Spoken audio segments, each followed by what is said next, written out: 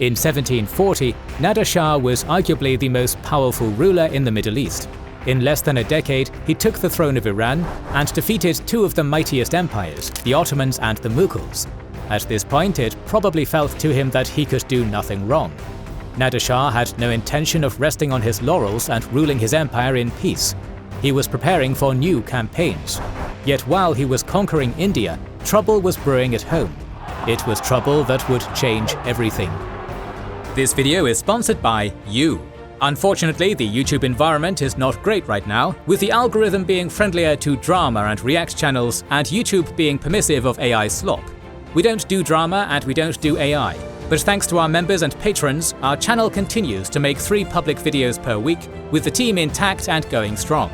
In recognition of their generosity and contributions, members and patrons receive 2 additional exclusive videos each week, and access many other perks. Join them to watch more than 250 exclusive videos covering every era of history. Join them by scanning the QR code on your screen, via the links in the description or pinned comment, or by pressing the join button under the video. When Nader Shah launched his campaign against India, he appointed his eldest son, Reza Qoli, as his viceroy and ordered him to keep close guard of the Safavid royal family in Shahzabah and listen to Nader's advisors. Reza Qoli was only 17 at the time and full of youthful energy and overzealousness to prove himself, so he made several mistakes. Despite his father's explicit instructions, he quickly got tired of some of his father's advisors and dismissed them. The key figure here was Taqi Khan, a man who had the Shah's ear. Reza Qoli came into conflict with Taqi Khan for a number of reasons, and the latter was keen to exaggerate the problems at home while reporting to Nader Shah. Reza Qoli had been ruling cruelly, unlike his father, beheading people for most ordinary offences. He was enriching himself from the Caspian silk trade, helping himself to fancy clothes and creating a 12,000-man Jazayirchi unit wearing uniforms of cloth and gold, with weapons decorated with gold and silver. His paranoia and cruelty got the better of him in his actions toward the former royal family. At the time, when Nader Shah's army was winning so much in India, there was a breakdown in communication, and rumours of Nader Shah's death began to circulate in the empire. Muhammad Hussein Khan Qajar, who was in charge of the deposed Safavid royal family's custody at Shahzabah, told Reza Qoli that if the rumours were true, the people of Shahzabah would revolt and restore the Safavids to the throne. He advised the prince to kill the Safavid men as a preemptive action. Reza Qoli gave his consent, and Muhammad Hussein Khan Qajar murdered former Shah's Tahmasp and his 9-year-old son Abbas, along with the former's younger son Ismail, in cold blood. The Safavids had been under guard, and even though there could have been a situation wherein their blood and name would have meant something in the contest for power, as things stood, they constituted no threat to Nader's rule. Killing them in cold blood was rightly seen as unnecessary cruelty, and doing something so politically risky and unpopular without consent was not going to go down well for the prince. Another grave mistake was going against his father's express instructions to stay put and not launch a campaign against the Bukhara and Khiva Khanates, since Nader wanted to lead it personally. But Reza Qoli did not heed his sire and launched a punitive campaign against them. These mistakes, along with the constant whispers of Taqi Khan and other advisors of the Shah about Reza Qoli's insubordination, stoked the paranoia of Nader, who started fearing that his son was planning to depose him. The pair met near Herat, where Nader Shah's army camped on their return from India. Even then, after such a long time away, Reza Qoli was late meeting his father. Nader did not express his displeasure in public, but in private, Reza Qoli was in for a proper round of scolding. Nader Shah disbanded his expensive unit of Jazayirchis, dividing them among his own commanders and reminding his son that one empire can only have one army and one court. He criticized Reza Qoli for displaying wealth, which reminded him of the vanity of the late Safavids he had witnessed in Isfahan. The Shah, of course, also reprimanded the prince for the murder of Tahmasp. As a punishment, he removed Reza Qoli from his position of authority, granting viceroyalty to his younger son Murtaza Mirza instead. This was a humiliating episode for young and proud Reza Qoli. On the other hand, Nader Shah gave his son a chance to prove himself on the battlefield and told him to accompany him on his next campaign. Even though Nader had just scored a resounding victory in India, he decided to deal with the Bukhara and Khiva Khanates on his way back.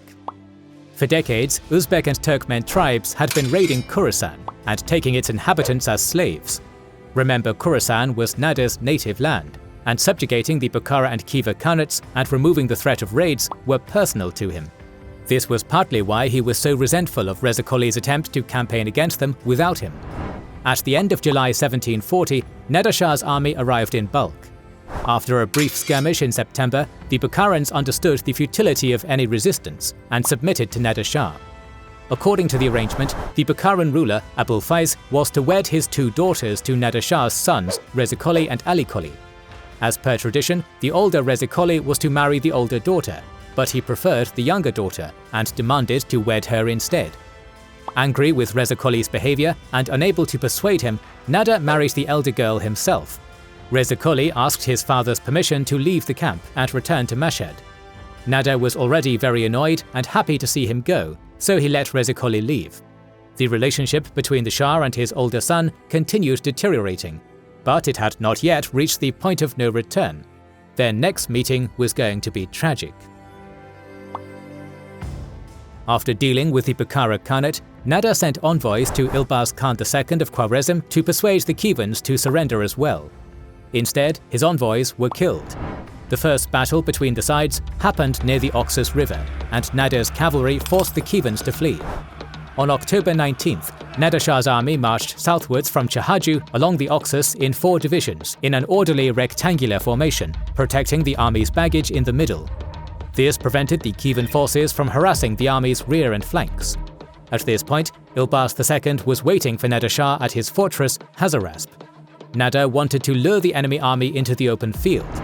To do that, he moved his army towards the Kanga fortress, which hosted Ilbaz II's treasury and family. This did the trick. Ilbaz II moved his army to protect Kanga. On the way to the fortress, Nader Shah and his forward units defeated an army of Yomut and Tekur Turkmens. By that point, Ilbaz and his forces had reached Kanga.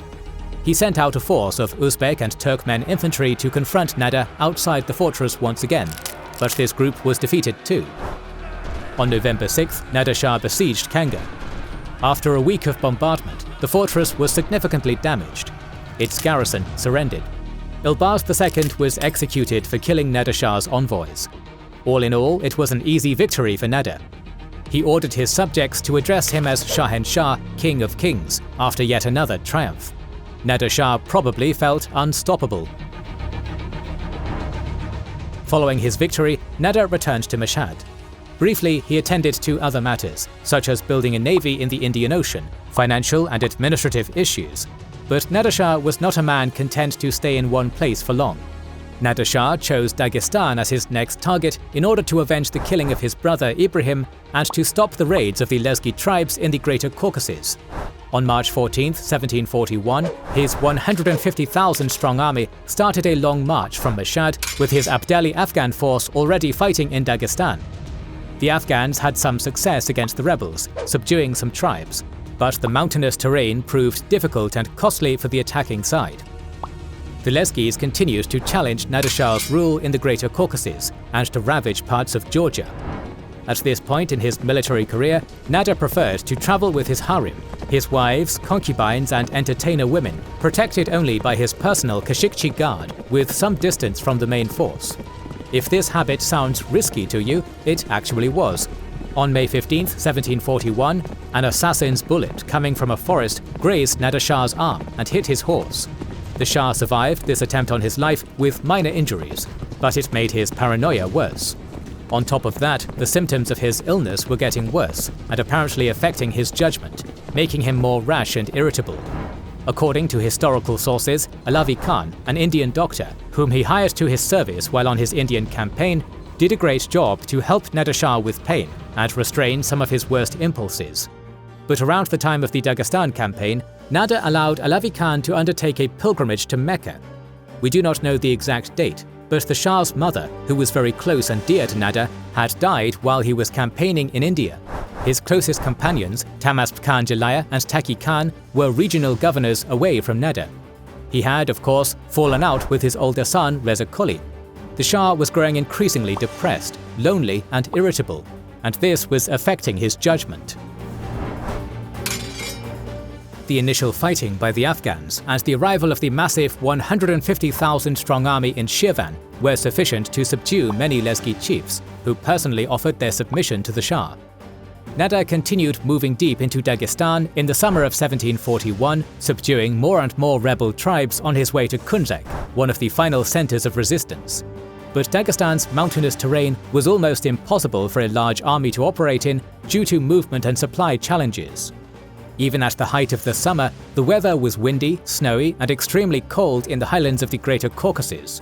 Back in his prime, Nader would have pushed to achieve his goal and subdue the remaining territories despite all difficulties. But all his success and the discomforts of the illness made him complacent. He sought more comfort. In September, he decided to withdraw his army to Deepened on the shore of the Caspian Sea, planning to restart the campaign once the weather improved. And this allowed the mountain tribes, still not yet submitted to Nader Shah, to wage war more freely. They used hit-and-run tactics to attack Nader's patrols and supply carriages. Nader retaliated by ordering to burn the villages of these tribes and resettling them in Khorasan. This included villages which had nothing to do with the war. This had the opposite effect, and many tribes believed resistance was their only option. According to one account, the Lezgis even managed to raid Nader's own camp, capturing some of his harem women and valuables. This enraged Nader even more, who executed his officers and guards for negligence. In October, he moved from his camp on a retaliatory mission. Along with attacking rebel outposts and destroying villages, Nader Shah also ordered the construction of forts in captured areas to expand their area of control and influence. One of them, built in the summer of 1742 northwest of Deepened, was called Iran Karab, the ruin of Iran. In hindsight, it was a prophetic name, but the underlying problems were still there. The mountainous terrain made the massive manpower advantage less of a factor. On top of that, the Afsharid army suffered from supply difficulties, again caused by the terrain. Bringing food and other provisions to the army was a major challenge due to the narrowness of mountain passages, which also made them an ideal target for the Dagestani raiders. Nader Shah sought to mitigate this problem by requesting that Russia provide large vessels to transport supplies to Deepened via the Caspian Sea. But by that point, the positive relationship Nader Shah had with the Russian Empire at the beginning of his military career had broken down. In the 1730s, Nader and Russian envoys agreed that Iran would not sign a peace treaty with its common enemy, the Ottoman Empire, before consulting Russia, but Nader Shah did exactly that in 1736. On top of that, the Russians were worried about the rise of Nader Shah and his well-drilled, massive army. There was concern that Russia would at some point have to enter into direct conflict with Iran. Of course, we now know that Nader never went to war against Russia, but a conflict between Nader's army and one of the strongest European armies would have been fascinating, given that, at the time, the other Eastern armies were severely overmatched by the European powers. In any case, once the weather improved, Nader marched against the rebels in Tabasaran in May 1742. They continued responding with guerrilla-style attacks. Despite major difficulties, Nader Shah's men had some success, such as capturing the Lezgi stronghold of Quraysh, but in the short time he had to conduct any meaningful military operations in the Caucasus Mountains, he failed to achieve decisive success. According to Axworthy, on 2 occasions, his rather large forces of 6,000 and 3,000 men were defeated by the rebels. Fielding a larger force in the mountains would have been extremely tricky. He had to withdraw to the newly built Iran Karab fort in October 1742, hoping for better luck next time. Troubles in Dagestan made Nader's mood miserable. Like many conquerors before and after him, Nader, who had so much success in open fields against larger and better equipped armies, was having trouble against hit-and-run tactics. Still, he intended to finish the job once the weather improved. Nader Shah even contemplated moving against the Russian territories captured in the Caucasus, amid rumors of Russian support for the Lezgi rebels. But his plans were upended by external threat and internal tragedy. In the summer of 1742, Nader's officials arrested a man named Nik Kadam in Herat, who had confessed to trying to assassinate him under the order of the Shah's son, Reza Qoli. Nik Kadam was brought to the Shah, who confirmed the story. Nader summoned Reza Qoli to the Caucasus, and to avoid arousing any suspicion, he invited his other sons as well. In October 1742, they arrived in Deepened. What followed next was a family drama. Nader Shah ordered his guards to apprehend Reza Qoli. Over the next few days, Nader's advisors urged Reza Qoli to apologize to his father to avoid the worst. But just like his father, Reza Qoli was a stubborn man and denied orchestrating Nader's assassination. The problem was that Nader Shah was convinced that his son tried to kill him based on Nik Qadam's story and reports from his spies. Nader tried to convince his son to ask for forgiveness and swear allegiance once again. The prince refused. All the officials' attempts to smooth things out between the father and son failed. Nader decided to blind Reza Qoli, his eldest son and heir. 3 days later, Nader visited Reza Qoli and broke down in tears. Reza Qoli's words were prophetic. "You should know that by taking my eyes out, you have blinded yourself and destroyed your own life." We do not know if Reza Qoli truly ordered his father's assassination.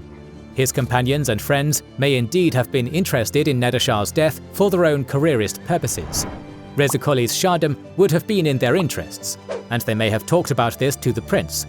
But most sources agree that Reza Qoli did not explicitly order any attempt on his father's life, although he may have been aware that something was being planned in the background at the time when he was being alienated by Nader Shah. In any case, that does not matter. What matters is that the punishment of Reza Qoli was an event which foretold the future. Nader Shah's world was about to come crashing down on him. After such a brilliant rise, as his court historian Mirza Mahdi wrote, "From the beginning of Nader Shah's reign until his return from Khwarezm and his march into Dagestan, he was entirely occupied with the care of his empire and the administration of justice, in such a manner that the people of Iran would have given their lives for his preservation.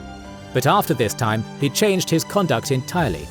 At the instigation of some hostile spirit, this unhappy monarch gave his ear to ill-intentioned spies, and had the eyes of Reza Qoli, the best and dearest of his sons, torn out. Remorse quickly followed this rash cruelty, and Nader Shah became like a madman.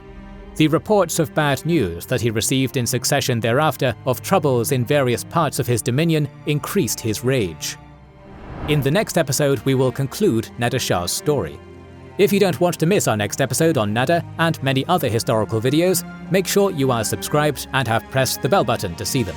Please consider liking, subscribing, commenting and sharing, it helps immensely. Recently, we've started releasing weekly Patreon and YouTube member exclusive content. Consider joining their ranks via the link in the description or button under the video to watch these weekly videos, learn about our schedule, get early access to our videos, access our private Discord, and much more. This is the Kings and Generals channel, and we will catch you on the next one.